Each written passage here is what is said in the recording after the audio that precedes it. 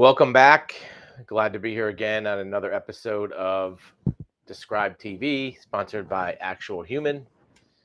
Have a lot of really good subjects for us to talk about today. Most importantly, is we're into September, well into September. In a few weeks, we're going to be into the third quarter of 2023. The year flew by fast. A lot has happened in 2023. Most of the large subjects in people's lives changed more this year or in the last 12 months than any other time in history. Real estate, housing prices, inflation, employment, artificial intelligence affecting employment, the auto market, whether or not EVs are taking over, even things like legal conflicts, mediation. Maybe this year you had some type of event like a divorce, death in the family. Maybe you had some type of lawsuit or a conflict with a contract. These are all things which can affect your life. And once we, get in the next couple of weeks, we'll be staring down the barrel of 2024. Be here soon enough.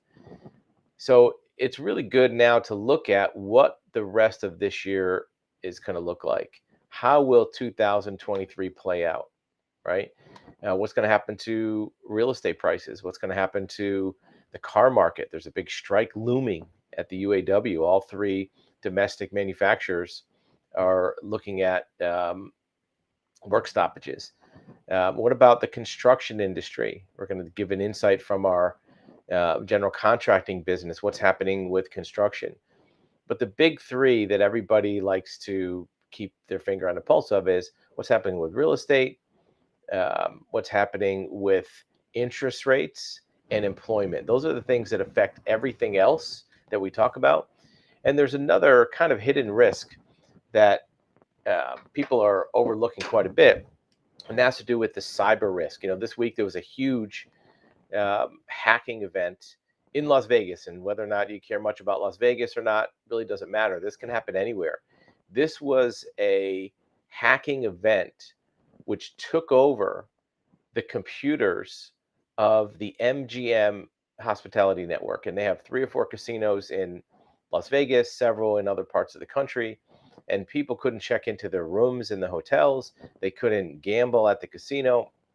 And again, you might not care about what happens there, but just to prove that these hackers can get into a very large, well-funded operation like MGM means that if you have a small business, you're vulnerable. Even personal lines, we see on our cyber insurance division where more and more consumers are starting to look at, should I be considering cyber insurance coverage for myself, especially if you're a high net worth individual, maybe you have a family office, or even if you just have regular technical assets. You see behind me, there's a lot of computers. Any one of these computers could be a vector for a cyber attack.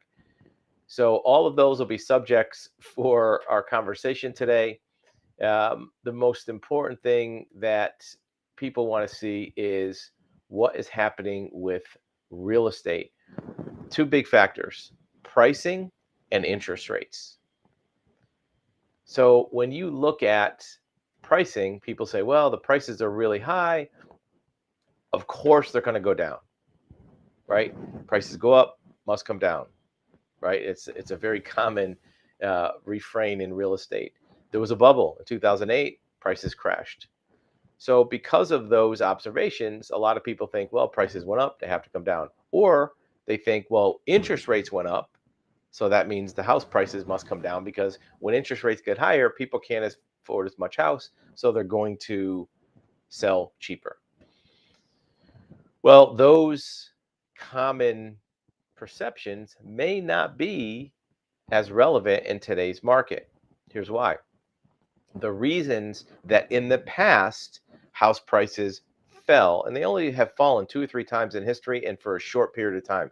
Even the housing crash in 2008, which seemed like a really big crash, only lasted about 2 or 3 years. By 2010 or 11, house prices were back basically where they were before the crash, and they went up from there. There's always been little bubbles, blips up and down in the real estate market.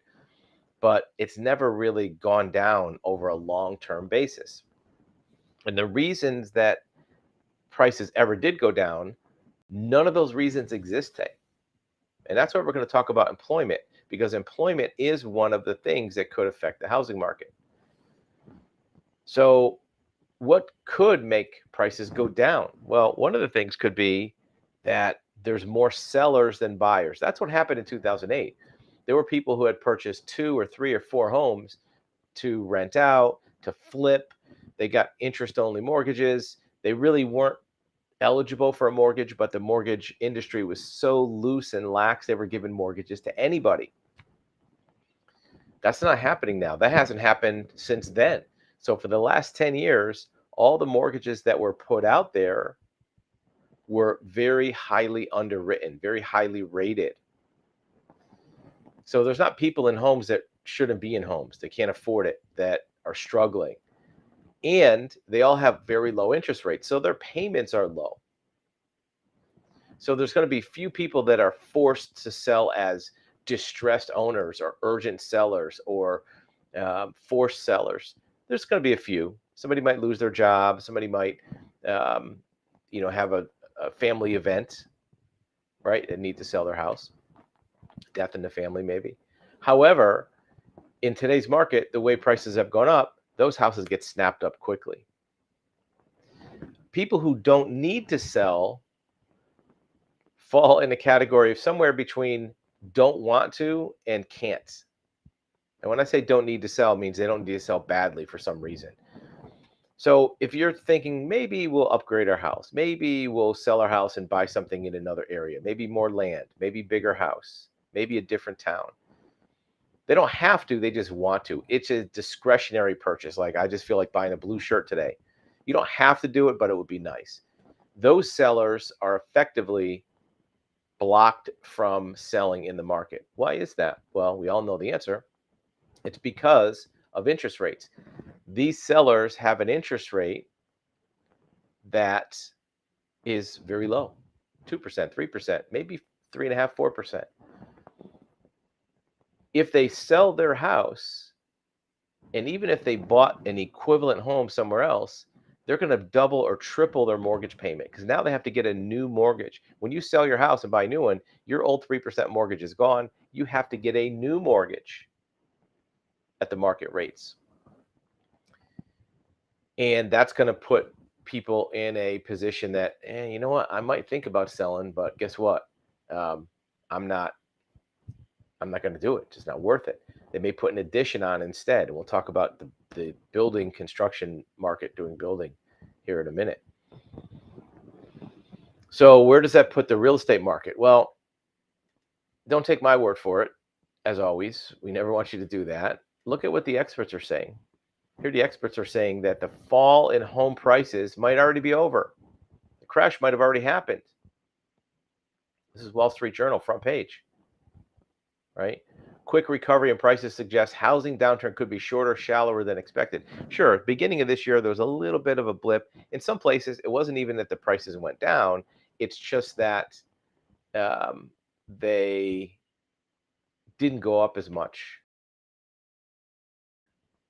or they flattened. This is something that is an easy thing to see. It's something that you can measure over time. And what happens is, when you really look at what the market is saying, it's not going to crash, because of the sellers aren't that desperate. And they really can't. You can't sell your house. If you had this house right here in this picture and you wanted to buy it a little bit bigger, your 3% on the $200,000 you paid for it might only cost you $1,200 a month. But now you're going to have an 8% mortgage on maybe a $400,000 loan. That's going to cost you maybe $4,000 a month or $3,800. So your mortgage is going to double or triple. So that's where the pricing component is. What about interest rates? People a lot of times ask about, well, interest rates have to go down, right? They went up. They're way too high. They're,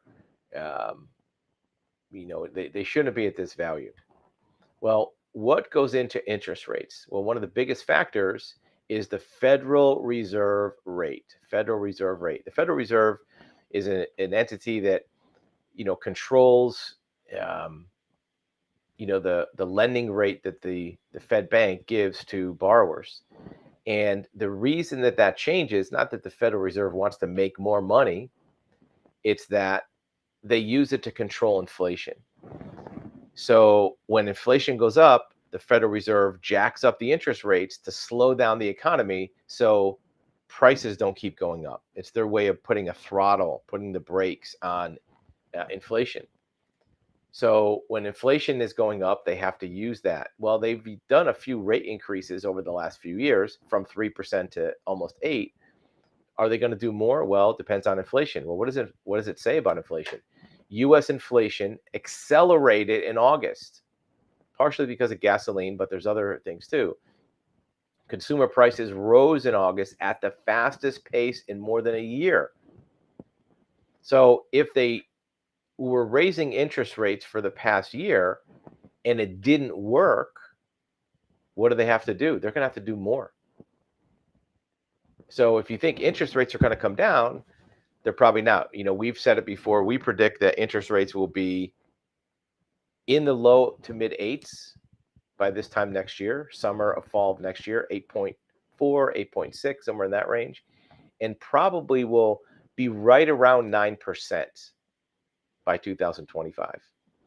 8.9, 9.1, right around 9. That's a guess. It's a little bit less accurate farther out, but mark our words. Put it down, put it on the calendar, check the interest rates on, December 2024, and then go back and watch this video and see how close we were. Again, we don't have a crystal ball. We don't have any iron in the fire. We don't do mortgages or sell interest rates. It's just a tool to monitor what's going on with different markets and different consumer plans. Now, how is that affecting the building trades? Well, these builders are people that have to be on the accurate end of the market. And what builders are seeing is demand for new homes is strong. Lennar is one of the country's largest builders. They build a lot of speculative homes in big neighborhoods. They are the largest home builder. They beat expectations for the third quarter. So if you went back to the beginning of the year, they had certain expectations for the third quarter. They beat those. Now they're saying that the expectations are still strong in future months and years, future quarters. The average price for a home delivered was $448,000. Home deliveries rose 8%. New orders jumped 37%.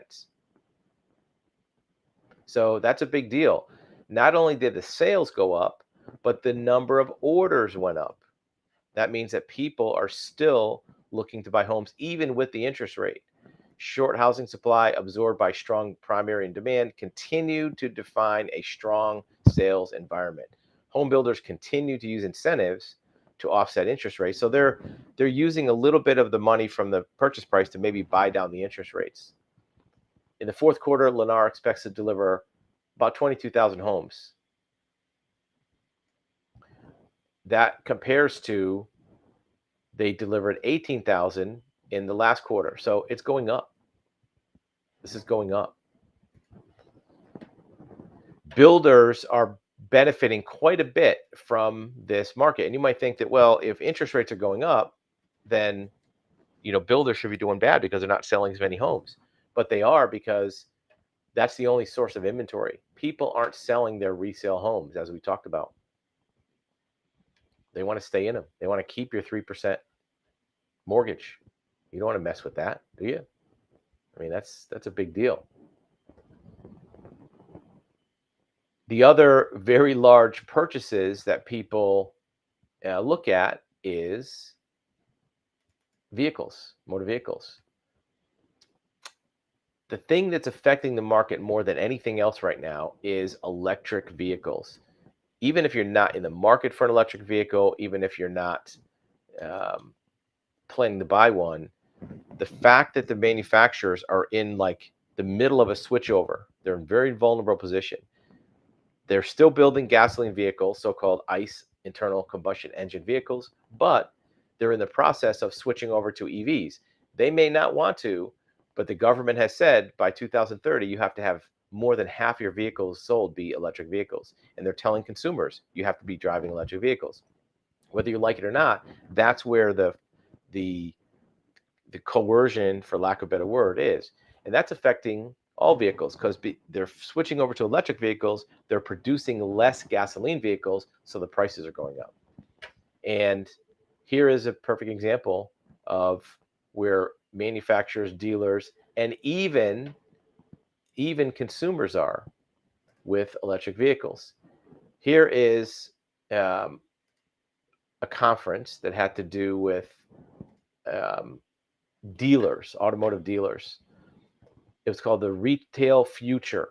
That panelist that says dealers are caught in the middle of the transition because the manufacturers aren't really robustly producing gasoline vehicles, but they're not yet in a place where consumers are wanting to buy EVs. So their supply of gasoline vehicles is shorter.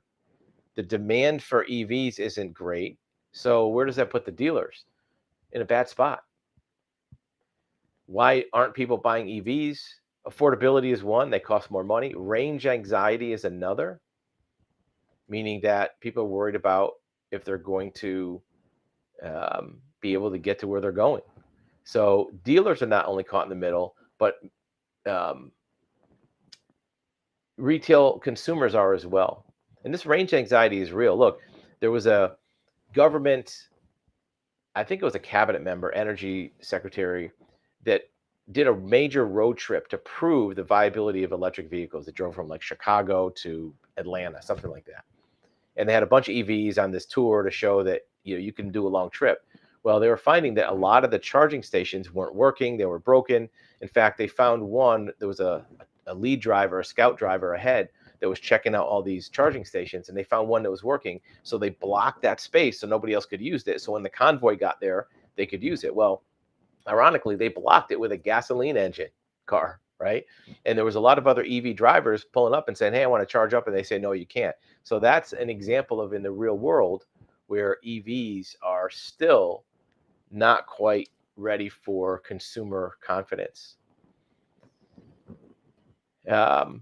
And that consumer confidence is creating a division in people. There's some people that love the idea of EVs. Some people are not quite as convinced. And just like everything else in today's world, it's creating a divide, just like politics and everything else. America will remain deeply divided in long-term EV adoption. Electric vehicle adoption will continue to be divided, and a few regions are likely to lead, but other states won't. Top 10 states where consumers are enthusiastic. No surprise here. West Coast, California, Oregon, Hawaii, Washington, Nevada. And then a few on the East Coast, Maryland, Massachusetts, right? Some of the reasons is psychological. Some of it is real and practical, but it's not going to happen anytime quickly that people are going to be running to their dealer to buying EVs. There's already a backlog of electric vehicles on dealers' lots. There's 3 or 4 months worth of supply of electric vehicles in most places, where there is maybe a month or less of gasoline vehicles.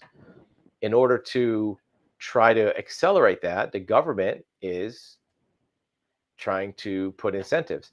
Dealers can now register for used EV tax credits. Dealers can submit new and used EV sales information to receive payments for transfer tax credits. And you can see in the bottom of the screen here, we have a link, used EVs. This is something that can help consumers maybe move the market.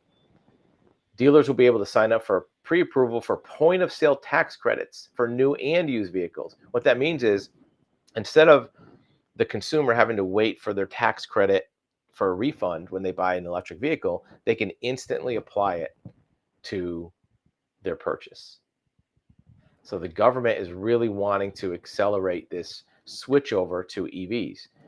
I'm sure you have an opinion about that. Let us know in the comments what you think. Is it a good idea? Is it a bad idea? Is it something that we're not ready for yet? In a minute or two, we're going to talk about investigations. As most of you know, we are a licensed private investigative agency. We do all kind of investigations, from asset searches to skip tracing to fraud investigations, many other types of investigations. We're going to look at a few examples of the kind of cases that many people look at. One of the most common right now is probate fraud. Probate fraud is where when somebody dies in a family, other people are trying to grab the money before anybody else can.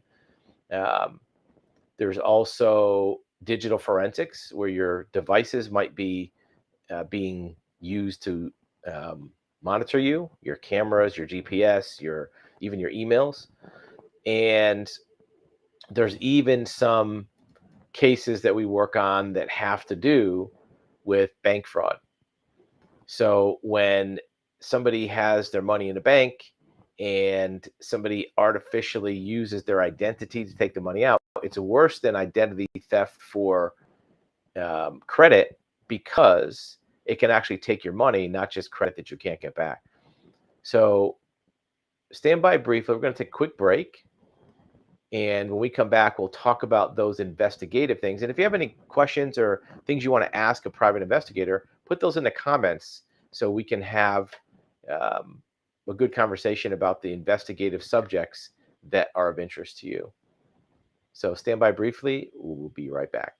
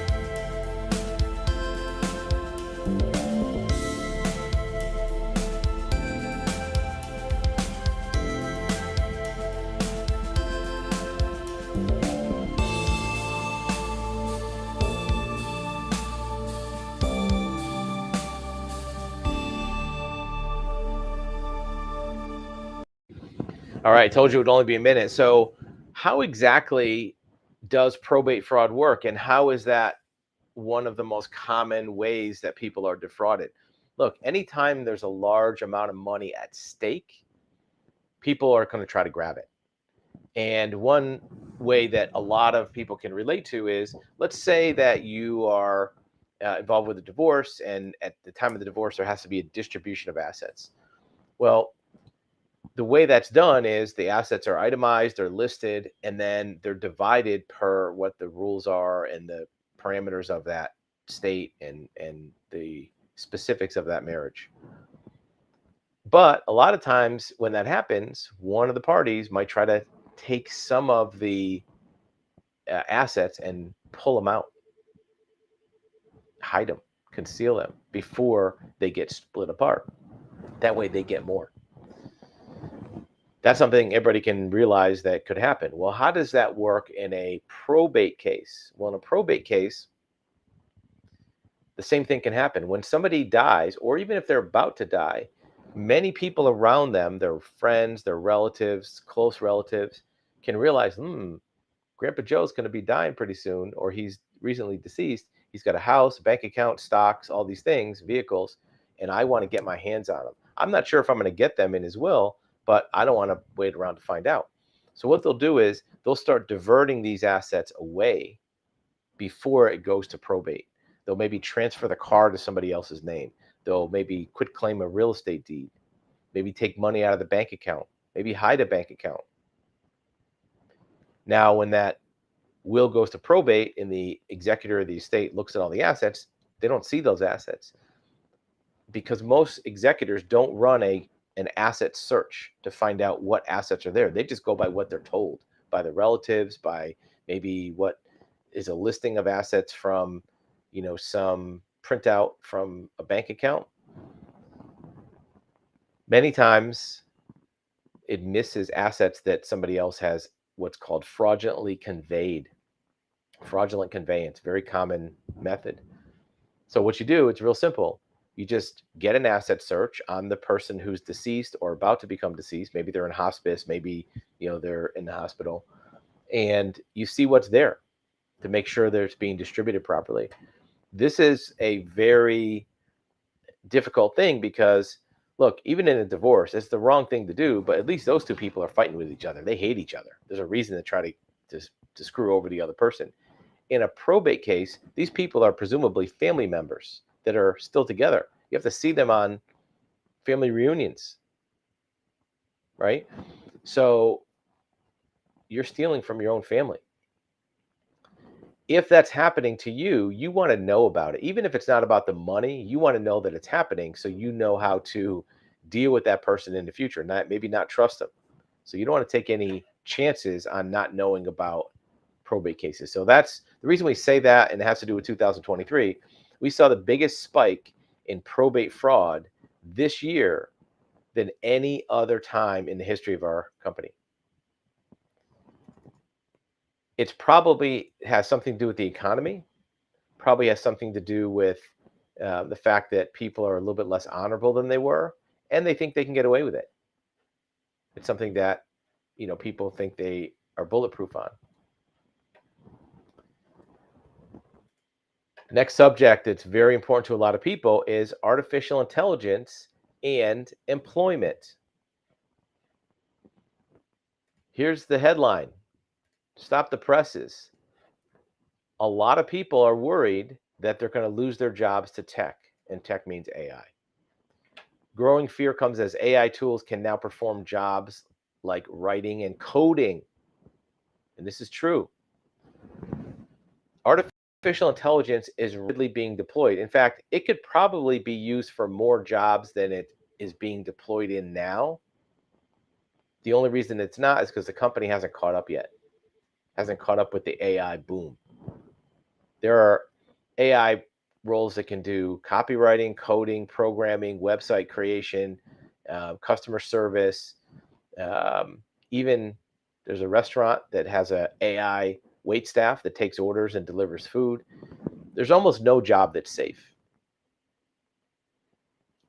I know you have an opinion about that. Do you think your job is safe? Are you worried about it? Well, how do you think that would play out? How do you think that would affect your job? Because AI is happening. It's developing quickly. It can take over 1,000 jobs in a week. We've seen companies use it. And of course, companies want to do it because it saves them money. They don't have as many expensive employees that they have to deal with. And when that happens, if you're one of the ones who loses their job, it's tough to really have recourse because sometimes the company can not make it seem like it had a direct effect from AI. It was just, hey, we're cutting back, we're downsizing. Maybe your job isn't as important. The AI might not be the principal reason behind it, but it still affects your job nonetheless. So these are the most common things we hear about from our viewers. Obviously, some people think about some of them more than others. Let us know your comments, what you think is a priority of risk to you or an opportunity. Is it real estate? Is it AI with a job? Maybe it's an opportunity for you to do more with your job. Is it the auto market? Are you worried about EVs being your only option and not being able to buy a gasoline car? Again, I'm sure you have an opinion about this.